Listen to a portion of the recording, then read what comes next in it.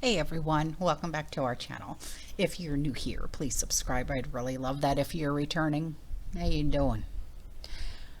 What we're going to talk about right now is something that was said by the former Walmart CEO, Bill Simon.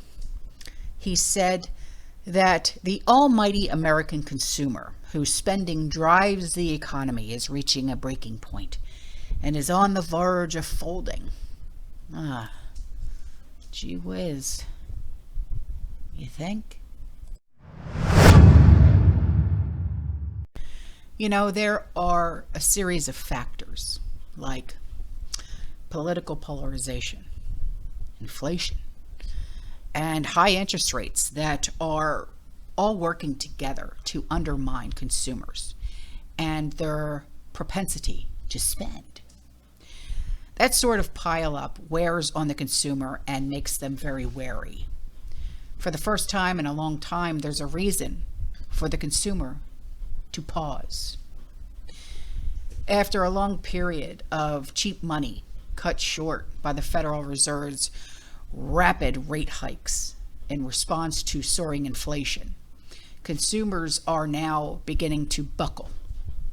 And consumers had an incredible 10 to 12 year run, if you will. And markets were buoyant, interest rates were low, money was actually available. But now the music has stopped and the party is grinding to a halt. Faced with soaring inflation that remained persistently high despite predictions that the price spike would be short-lived, Fed officials have pushed the benchmark and federal funds rate quickly from near zero in March of 2022 to its current range of 5.25 to 5.5%. Despite all of the monetary tightening so far, inflation remains uncomfortably high. Even though inflation has fallen from its recent peak, it's still well above many consumers' comfort level. For consumers trying to manage their personal finances and inflation, the situation with prices is a bit like battling an illness, if you will. Being past the worst of it isn't the same as feeling better or feeling robust. What I find funny is the fact that many economists see a relatively high probability of a recession in the coming year, with signals like waning consumer confidence and often cited canary in the coal mine. Recession? No. More like another Great Depression. Look at rising prices in general, for groceries, gas in particular. Consumers are also concerned about the political situation and higher interest rates. 92% of U.S. adults have cut back on spending over the past 6 months.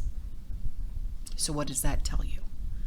More and more people are searching on Google on where is the closest pawn shop in their area. More and more people are dumpster diving so they can eat because they can't afford to buy groceries. More U.S. households report being financially worse off now than they were a year ago. 41% of households say they are financially worse off than they were a year ago, up to 40% in August. As if the Fed would give a shite, with their series of aggressive rate hikes and speculation that more could be in store. Households' perceptions of expectations of credit conditions have deteriorated. A number of large retailers like Target, for example, have reported a drop in discretionary spending. They say there is some real concern about weakness in the consumer. No, you're wrong. They only care about their bottom line. They could care less about us. They are the ones who don't even have cashiers anymore. It's all digital and AI now.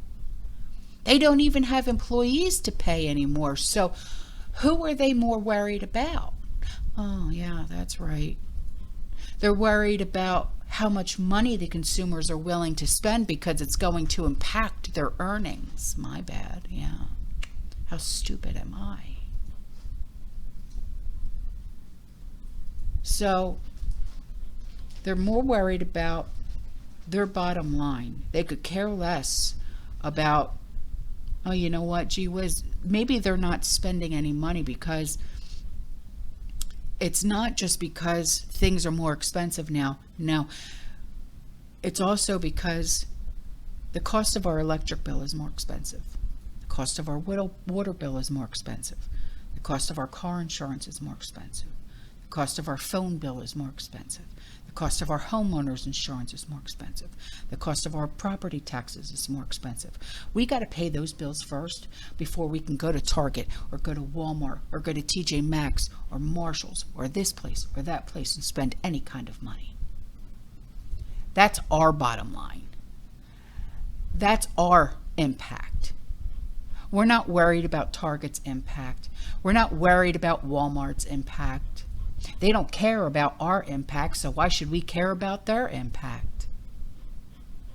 We got to worry about the roof over our head, the wheels that get us back and forth to work.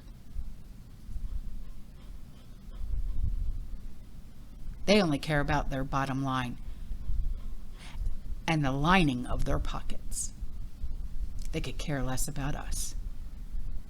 So take that into consideration the next time they're worried.